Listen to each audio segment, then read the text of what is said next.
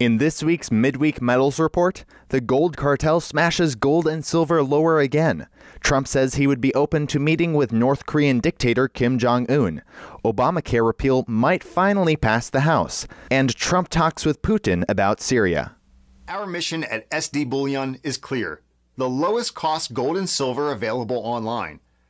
While we do not have pretty blue boxes, free shipping on every order, or glamorous gold and silver infomercials, SD Bullion has the lowest prices that may save you hundreds on your next order. So before you make your next investment, do the math and join the over 40,000 new customers who have recently made the switch to SD Bullion. Why pay more? The relentless smash of gold and silver prices continued Wednesday. Gold was down another $10 to $12.45, finally breaking below the significant support at $12.50. Silver prices are down another 30 cents to $16.55, now a full $2 below recent highs near $18.60. The all-time record open interest in silver and the massive commercial short positions in the COT report were indicating a cartel slam was coming, and come it has. Adding to the downside fuel is the Fed. The Fed is apparently preparing to unleash another rate hike in June, regardless of economic conditions.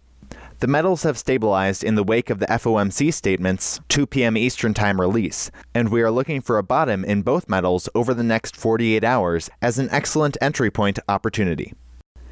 Obamacare repeal is getting more support from House Republicans. 2 Republican representatives, Fred Upton and Billy Long, said they would support the bill once an amendment is added that increases funding for people with pre-existing conditions. Upton said the vote could be held as early as Thursday. Putin and Trump agreed over the phone Monday to meet in July regarding ceasefire in Syria. In an interview with Bloomberg, Trump said he would be willing to and honored to meet with North Korean dictator Kim Jong-un, given it was under the right circumstances.